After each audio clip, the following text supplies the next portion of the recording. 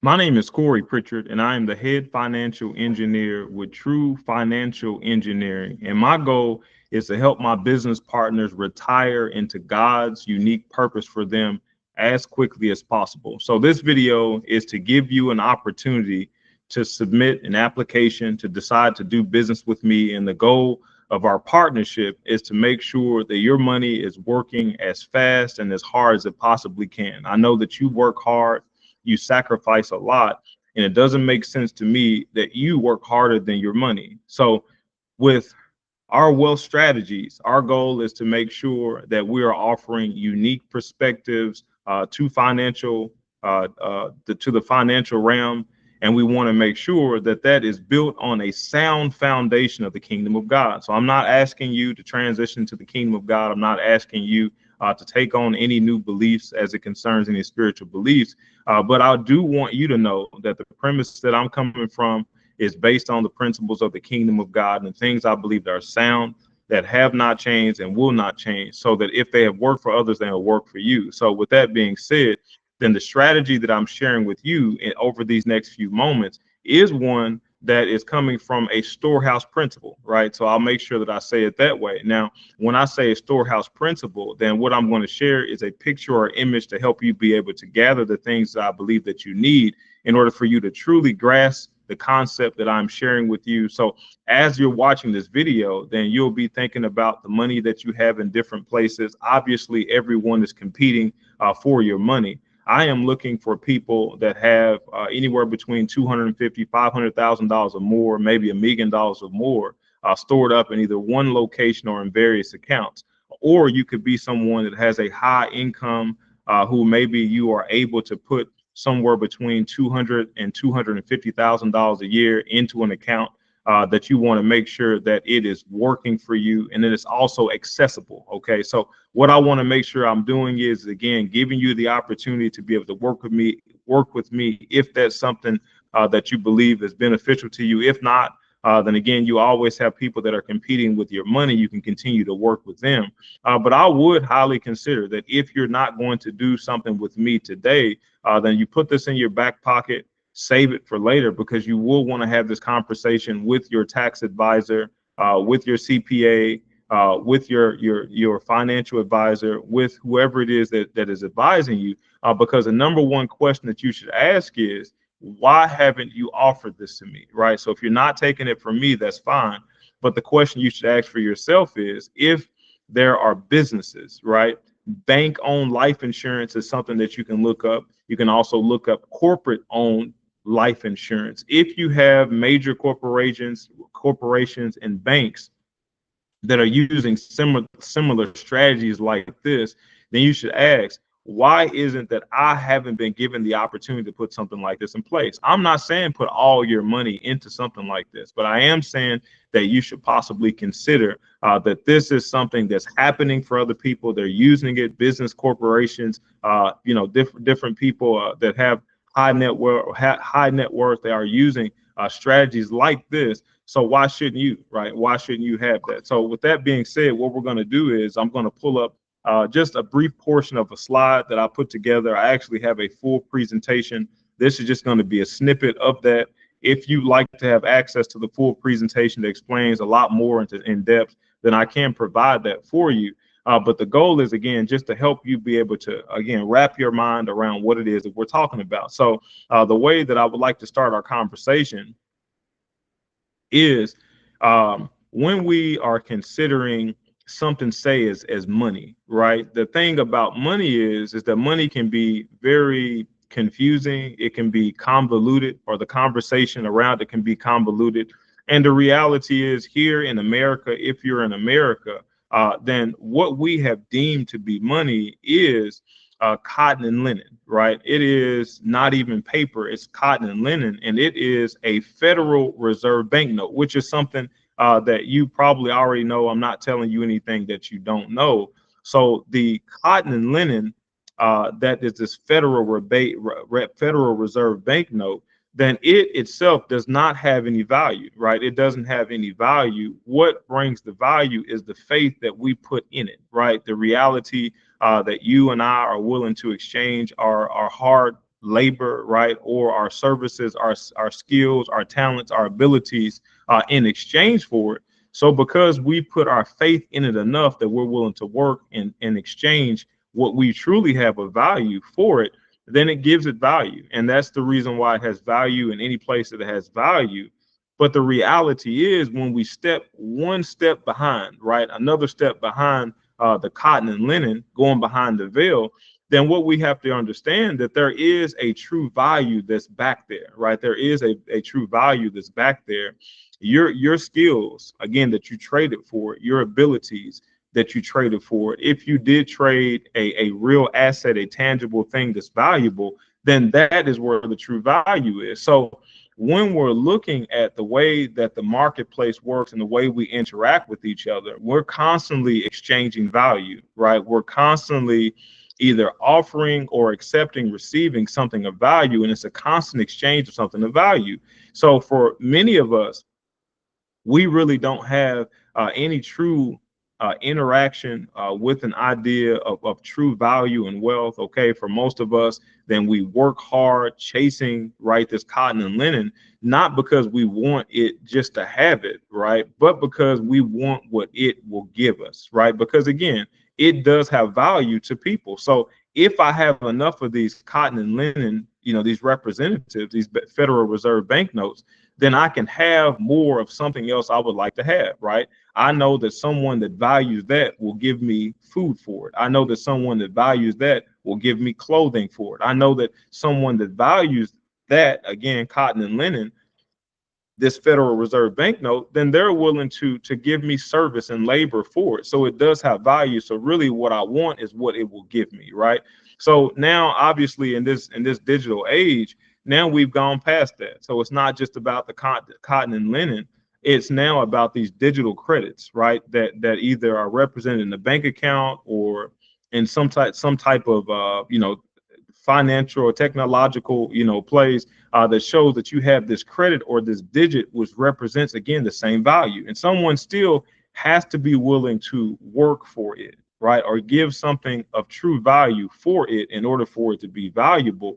So with that being said, then years ago when I was asking how I could actually be able to wrap my mind around this, then the picture or image that came to me was silos. And I actually had the privilege and opportunity to meet with the family in Wisconsin not too long ago. So I saw their farm, right? I got a chance to interact with their horses and their cows, and he took me to his great barn, and I got a chance to see his great farm equipment and how huge, right, and massive these things are. And if you're a farmer or have family as farmers, this is nothing new to you. But for me, growing up in the city, that stuff is new to me. So it was a wonderful experience. But his whole way of dealing with life and dealing with things was completely different than what I was used to.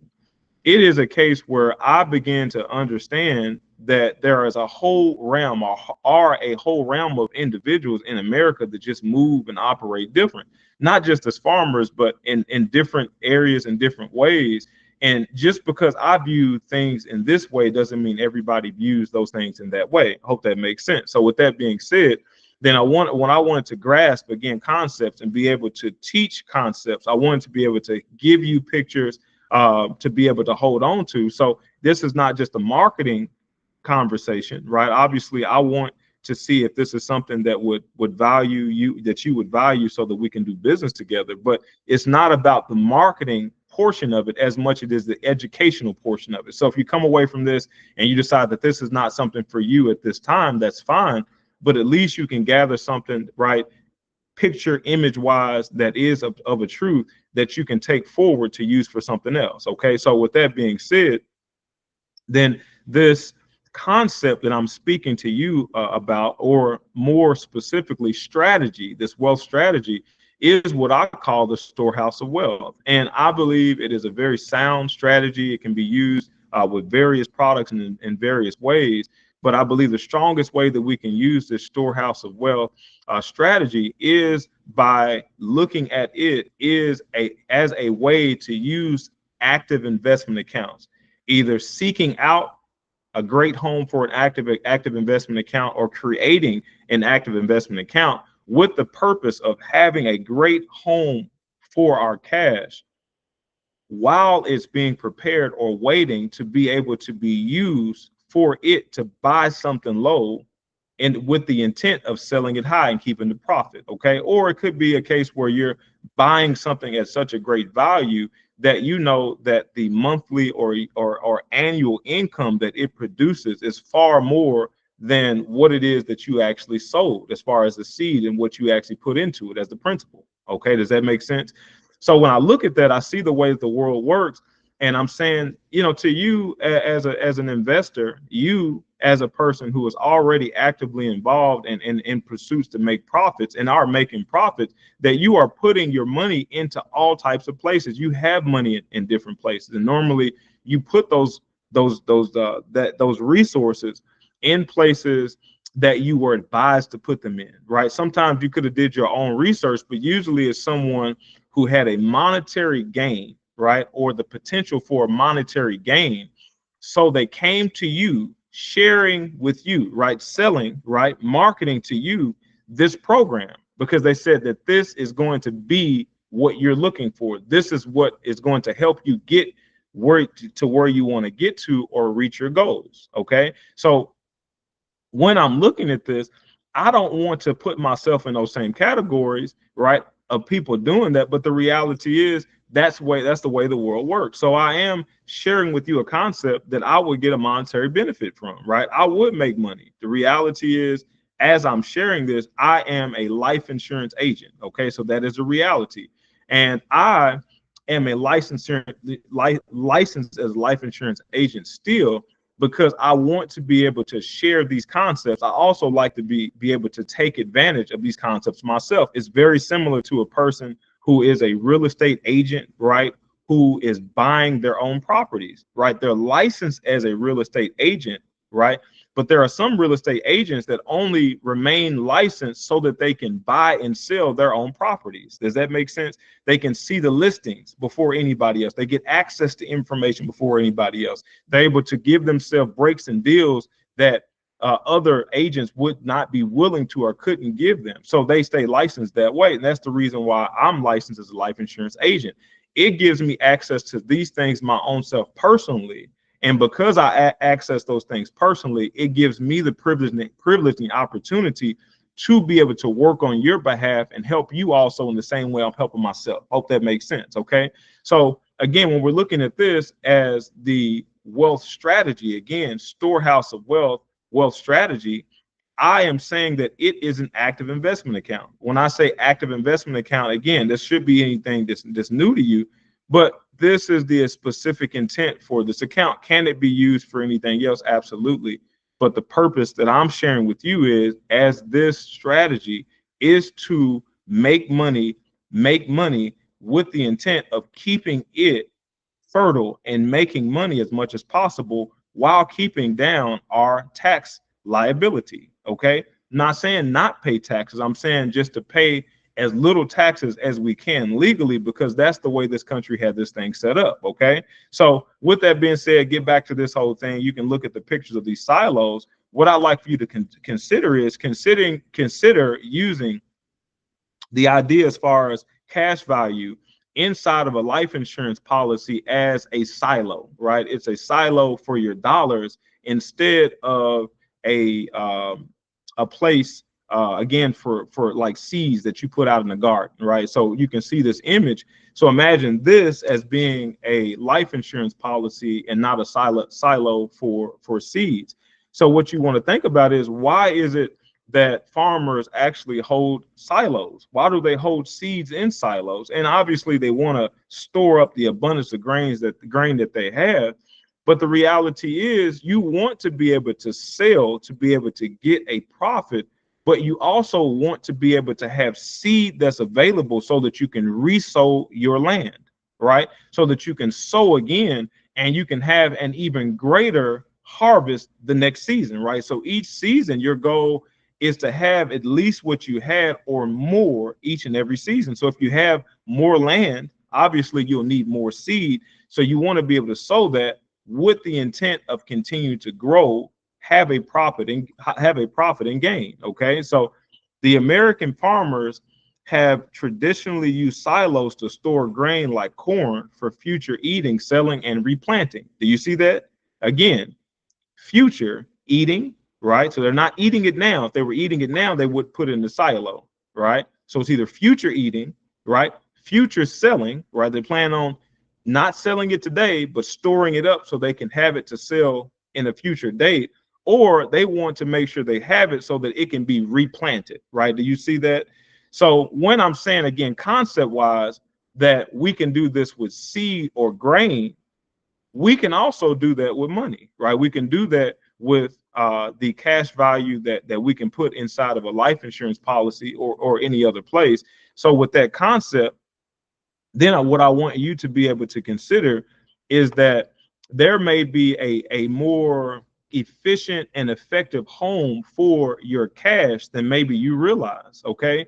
So what I would like for you to do is during these brief moments that we'll spend together is to be able to allow yourself to transition, not from seeing a life insurance policy. No, we're having a conversation about an active investment account.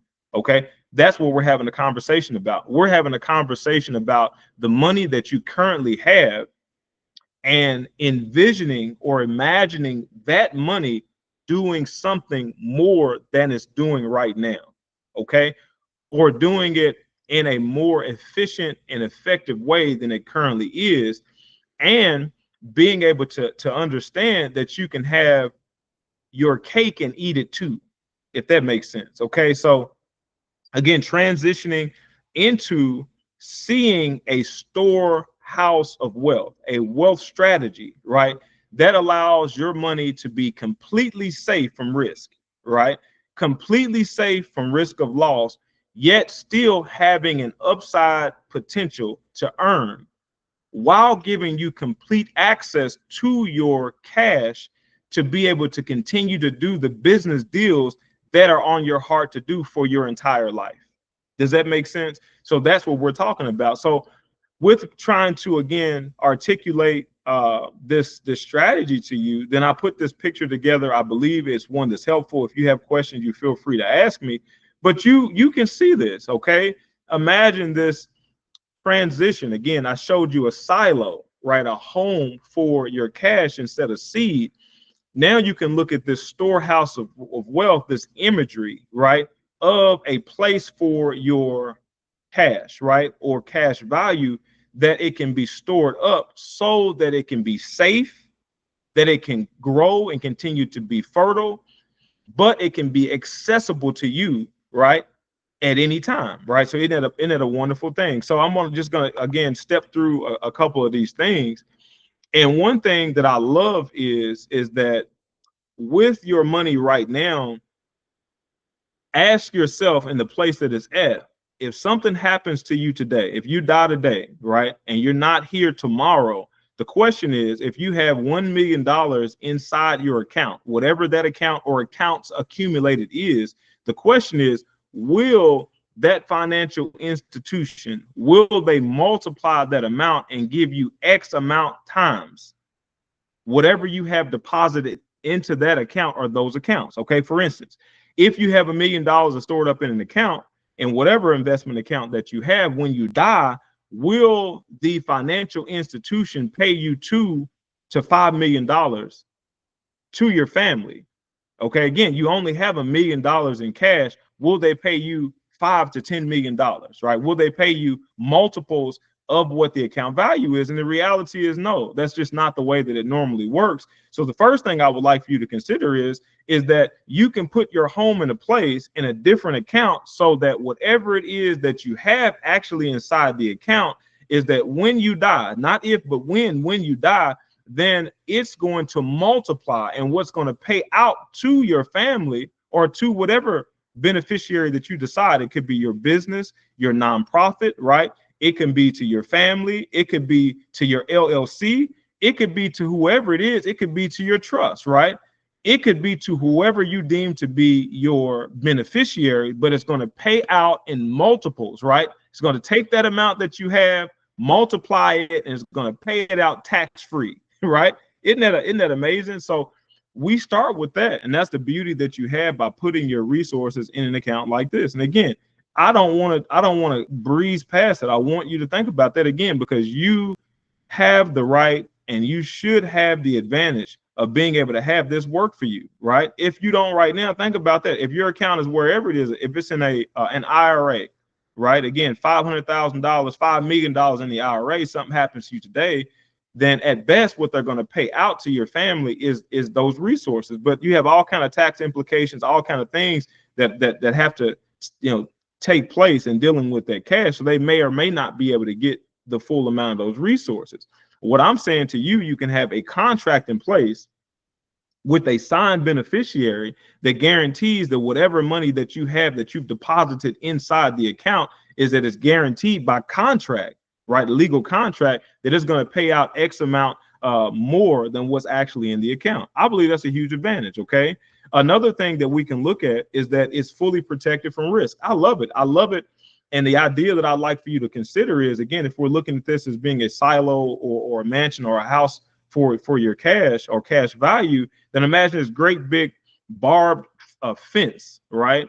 That's surrounding your storehouse, right? It's surrounding the account that you have your resources, and it keeps out all the, I don't want to say riffraff, but all the people that have bad intentions for your money. It protects that, right? So you don't have to be concerned about your money and the safety and security of your money. It will be completely safe. Okay. Another thing is that it can be owned by a individual, a business, or a trust. Okay. So I highly suggest, I don't have a trust yet. I will have a trust as soon as I possibly can. But I highly suggest that everybody have a trust. So imagine this being owned by your trust, right? So when you're gone, it's just not about, you know, again, giving your resources over to an individual and they can use it in any way that they choose to, that your resources go into a trust, and this funding, right, it will go forth and be managed by your trust. And again, so imagine if you see that would say $500,000, something happened and you died, and maybe what was actually paid out tax-free, say, was $5 million.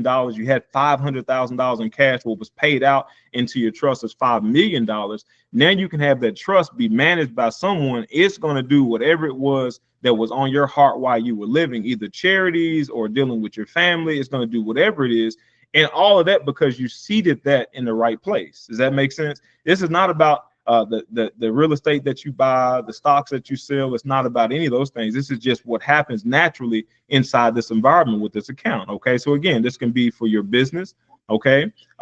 If you have a business and you want to make sure that it is growing the way that you want it to grow, you can actually have this set up and make the business the owner, right? The business can be the owner, and when something happens to you, then what's going to happen is, again, those resources are going to be paid right out into your business, out into your account, so that when your family or whoever it is that takes over the business, when they take it over, they're taking it over with that cash, right? And it could be cash that could have paid off all the debt of the business. It could be cash that is specifically meant to be able to multiply your business, maybe give you an additional location with the resources, right? Whatever it is that you choose to do, that you want done, then you can have those things in place. Or it could be an individual. Again, any individual can set this up, and it's a wonderful thing to be able to have that.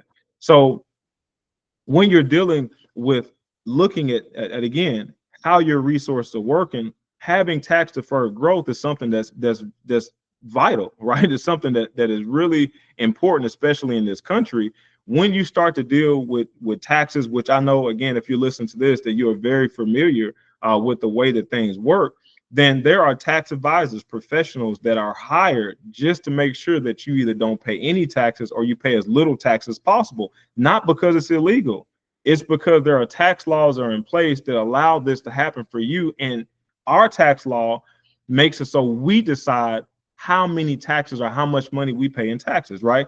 We decide that about how we decide to get our money, how it will be taxed, what write-offs that we choose to engage in, all those types of things. So since that's the case, then I'm saying, why wouldn't you put your resources, put your money in one of the most tax advantaged places that has ever existed based on tax law? Okay. So everything that's growing inside this account, then it is growing tax deferred, right? And I love it because you have the ability of it growing, right, each year annually for the life of it, tax deferred, and you also can access it in a way that's tax free, right? And that's a beautiful thing. So when I say that accessing it tax free is a beautiful thing, because you don't want to have to pay unnecessary cost if you don't have to. Okay, so that's just the case where when you're dealing with anything as far as making money, then you have to be able to factor in the entire cost, right? Sometimes there are costs that we don't factor in that eat away at our profits, but we need to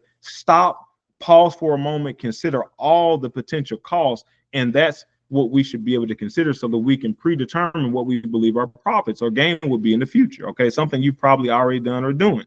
So having tax deferred growth and tax free access is a huge benefit.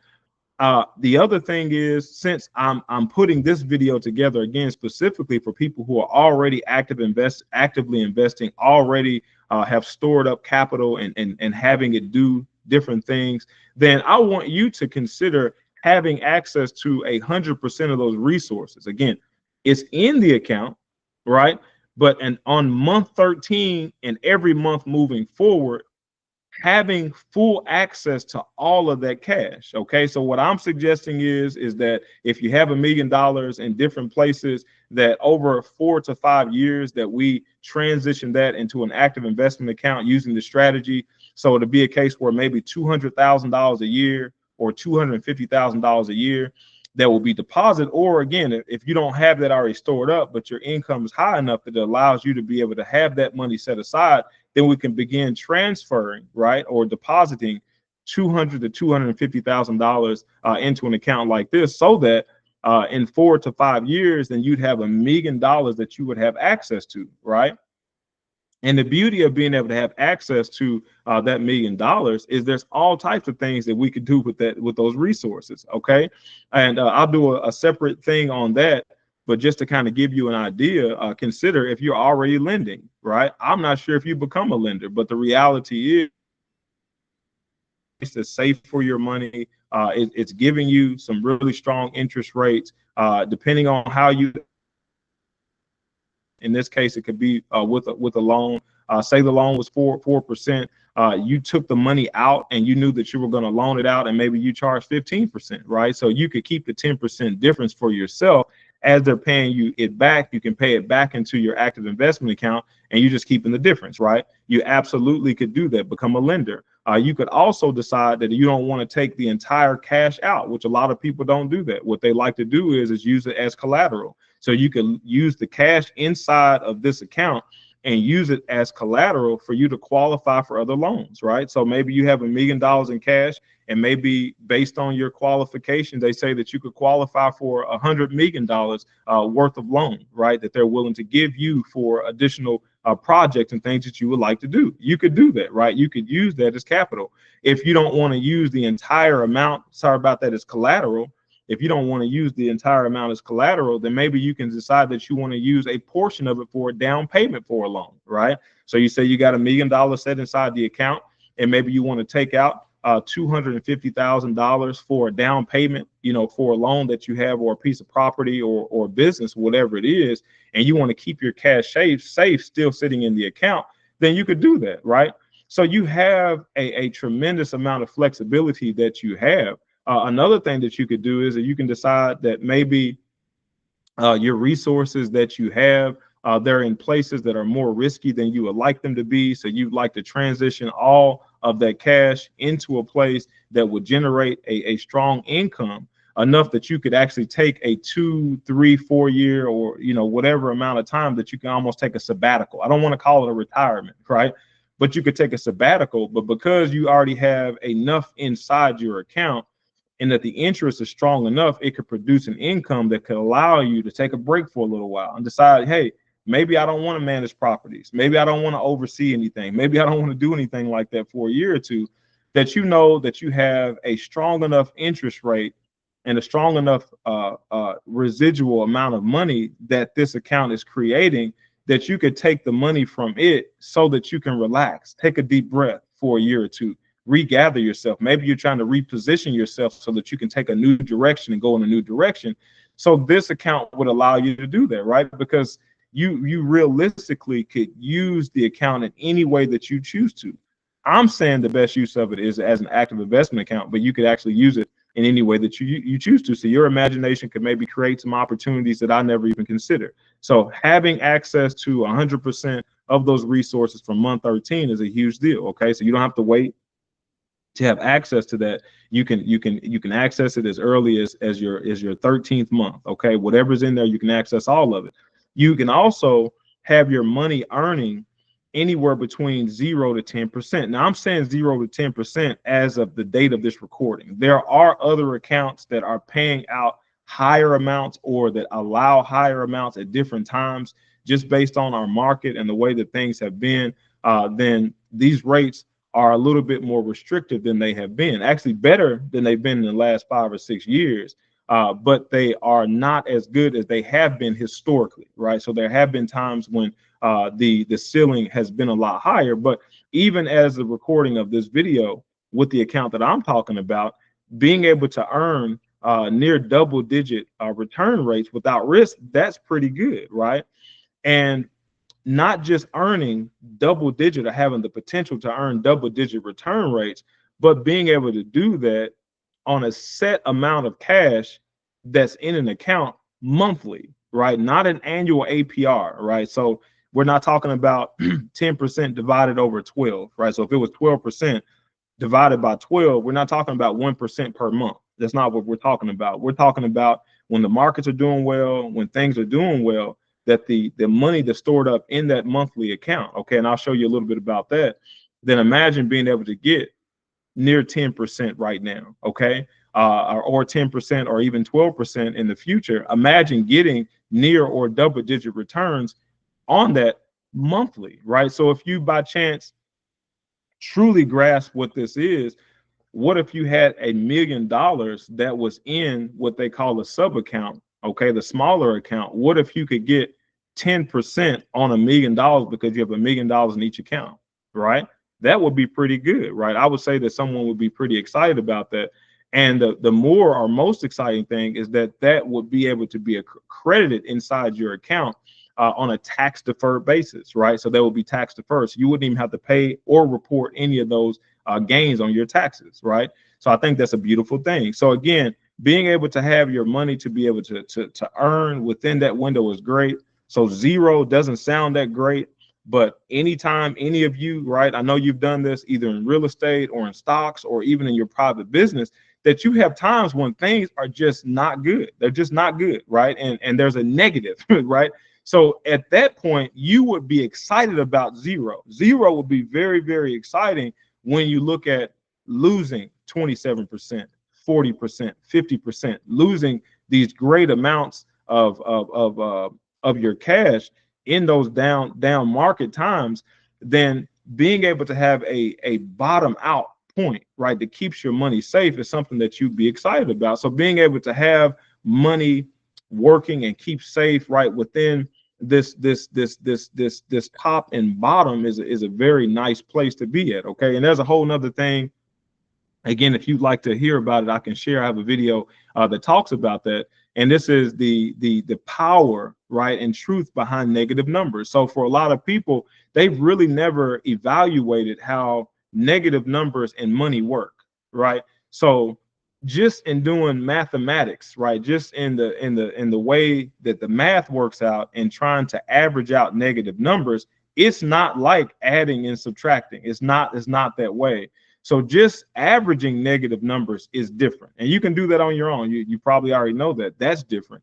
But then when you factor in money and when money is losing, right, and in the succession of times when the money is lost, then it does all types of weird stuff with your money. So whenever somebody is trying to make it super basic about how this money works with negative numbers, specifically dealing with the stock market and risk accounts like that, then it's a totally different realm. So me talking about an environment, right, or world or realm that you don't have negatives or losses is a very unique thing. It's super unique. So I want to make sure you understand that this is an environment that's completely different than probably anything that you've ever seen, unless you're already doing something like this, right? Then it's something that's completely different. So being able to have your money go anywhere between that 0 and 10% to be able to function and within there, still tax free, right? Tax deferred is a powerful thing. To be able to have a more predictable way of looking at the expense, right?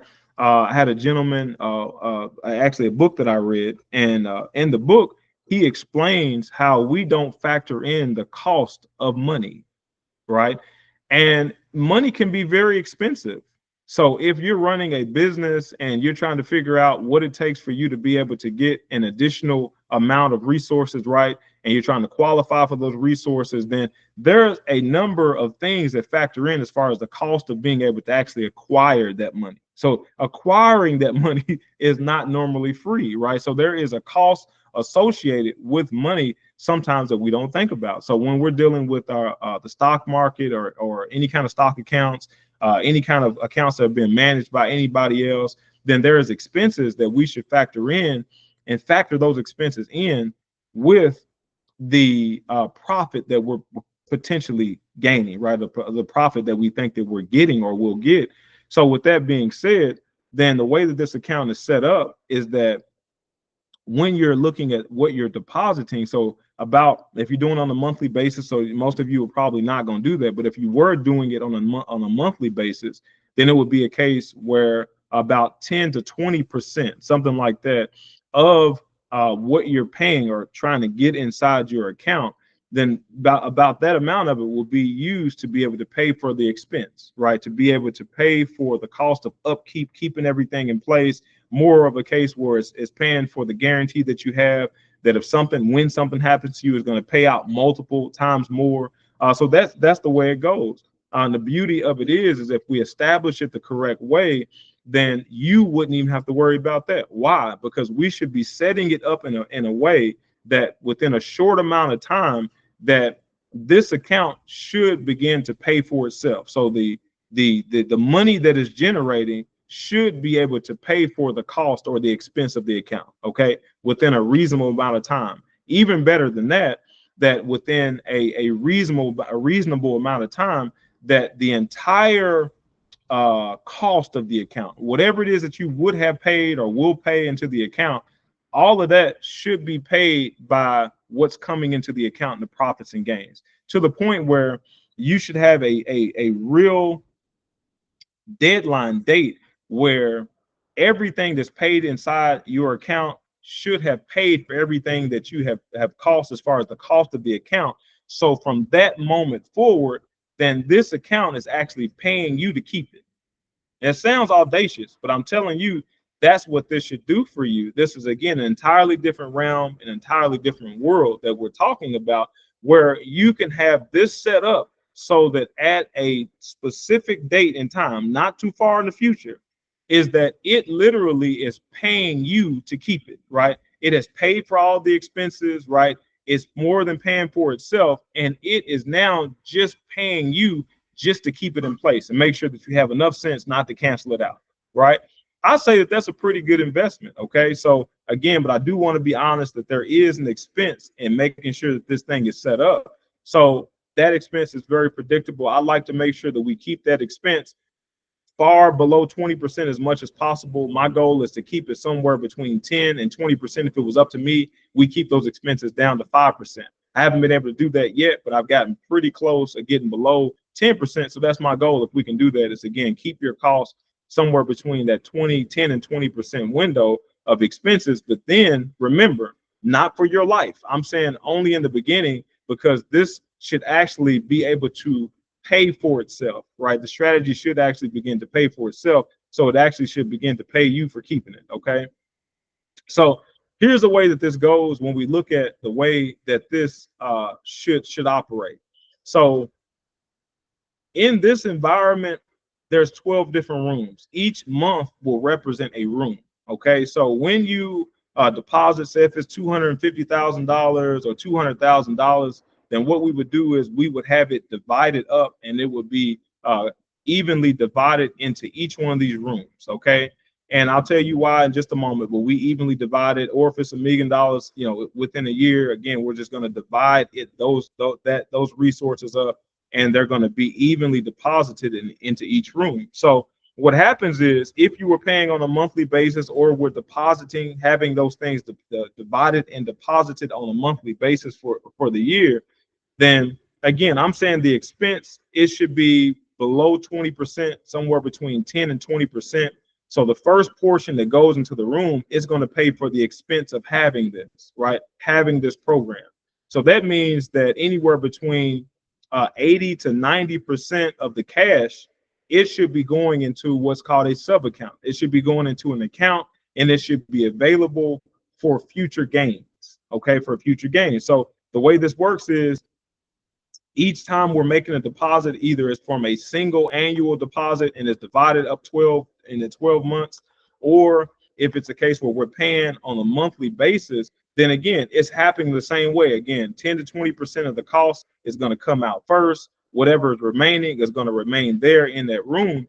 And this is the reason why we want to make sure that is so important, because after month number 12, what's going to happen is, depending on how you have your money, but in most cases, then they're going to look at what happened in the January of the previous year. Okay, so if it is a case where you're at December, now January's here, they're going to look at January from last year compared to January this year. And depending on the way the market is and which market we choose, then they're going to see if there is a gain. So if it went up at least 10%, then whatever the money is that's accumulated inside this January account, it's going to credit to you.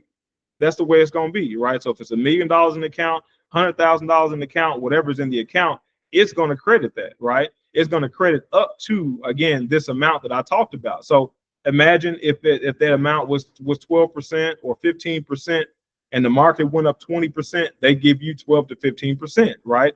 Now, if the market only goes 5%, then they'll give you 5%. But if the market does what it's done in the past and it goes negative 27%, and everyone else is losing 27%, then you don't have to worry about it. Whatever is in this account, plus whatever gains that you had in the past, those are locked in and kept safe. Okay, so they're going to do that for February. Look back again, February of last year and compare it to February this year.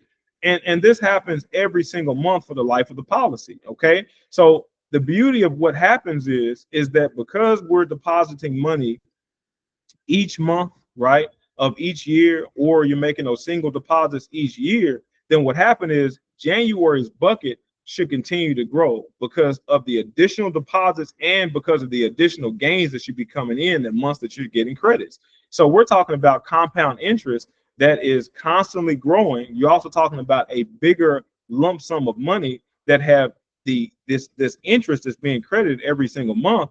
So it's a beautiful thing to see that money can grow in an environment like that. So when we're looking at an account like this, then you should expect that if you're going by the market and what's credited, right, based on the market, then on average, the way these accounts work is that you should expect a credit about every 9 out of 12 months, right? So about 75% of the time, you should expect to be getting gains, right, in your policy. So or inside your program, right, inside this account.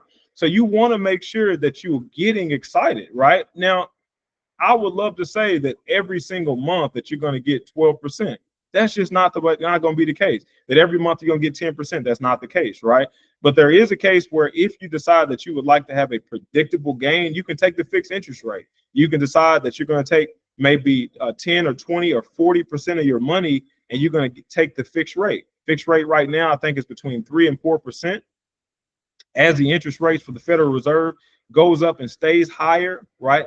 The higher the Federal Reserve interest rate is, the better it is for savers, right, and investors, right? So it's a case where as it increases, it's possible that it could go 6, 7%, right? And you decide maybe that you want to shift from taking the market gains and say that you want to take that predictable interest rate. You can do that if you choose to. But again, if you decide to take the market gains, then it averages about 9 out of 12 months. So with that being said, then this is one again that I get very excited about.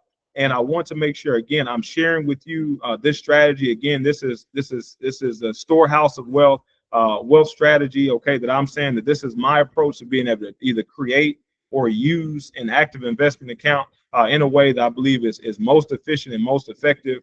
The last thing is for limits. Okay, so for you, if you're listening to this and this is something that you're even remotely interested in, then chances are you have a high income. Okay, you either have a high income or a high net worth. Okay, or you have both, right? High income and high net worth.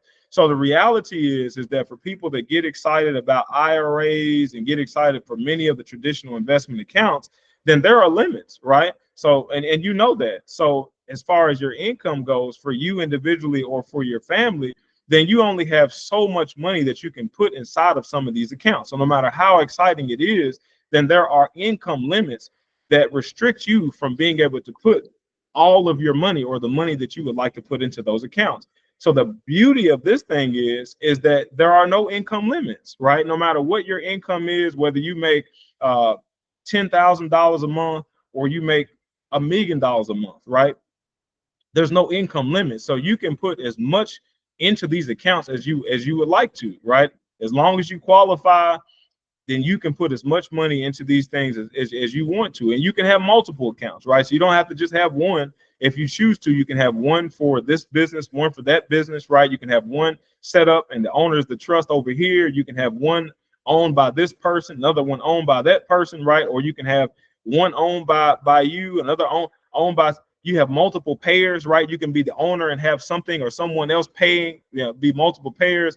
So you have a tremendous amount of flexibility about how these accounts will work for you. Okay. So with that being said, again, my name is Corey Pritchard, and I am the head financial engineer here with True Financial Engineering. My goal is to help you retire into God's unique purpose for you, okay, as quickly as possible. And when I say that, it's not a cliche. I really believe that there is something powerful that you're supposed to be doing and adding to us as far as humanity goes. And sometimes what happens is we're forced to be so income driven that we can't be service minded, right? And really whatever it is that we're feeling like we want to do or serve or solve or whatever it is, then we're not able to do that. Sometimes because you make too much money, right? Sometimes because you have a job that the income is so high that it makes it so it's like, how would I not do this, right? I can't do something else and earn this income. So it almost creates like a prison, right, or bondage for that individual, so they can't be free to do some of the things that they would like to do in their on their heart. So it's a case where this is something I really fall in love with, the idea of working with you, working with business partners to help make sure the resources are working efficiently and effectively, but not just to make you make money. I mean, that's great, right? But the reality is you only can spend so much money in your lifetime, right? Money is only going to be able to benefit you in so many ways in your lifetime. So there are limits to what money can do. So it's got to be more about the more important things for you, your family, right? The more important things for you. What do you enjoy doing? What is the idea that you have that you want to make sure that gets out, that benefits other people, right? Those things are far more important. And for people that are spiritual minded, right? Some of those people who decide that they believe that something is in them that they want to be able to get out for the benefit of God.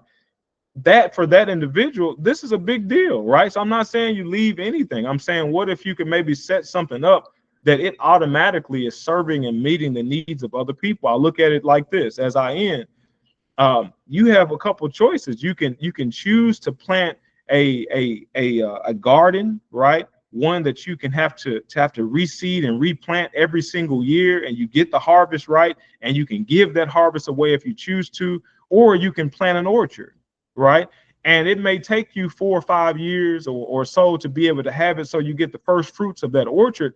But if you plant it correctly, if you do it correctly and take care of it, now each season you don't have to go and replant trees, right? You can have those trees that are already planted and producing fruit, and it's up to you to decide what you want to do with that fruit, right? So if you have an organization or people on your mind that you would like to serve, how about the idea of being able to plant an orchard for their benefit, right? Maybe your money's good. Maybe you make plenty of money and you don't have to worry about money ever again for your life. Maybe you got so much resources, right? Your assets are in place in such a sure place that your kids will never have to worry about money. And maybe their kids will never have to worry about money, right? So maybe money is not the issue, income is not the issue.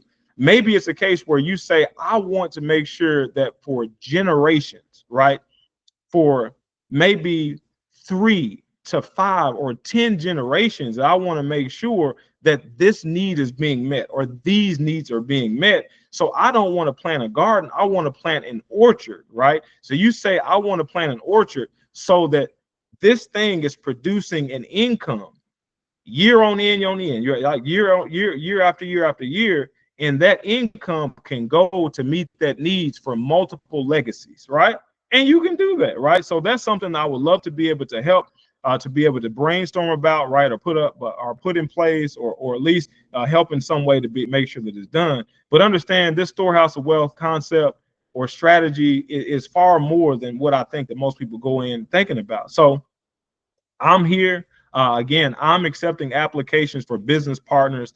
I would love to be able to serve you and your legacy. I would love to be able to help you do whatever it is that's on your heart to do.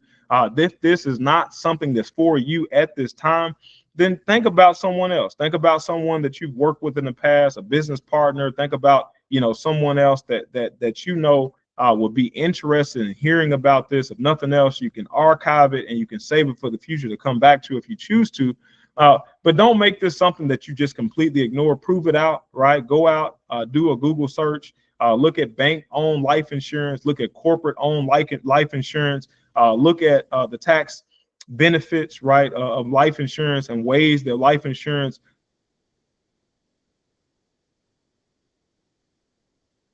has used outside of just death benefit, right?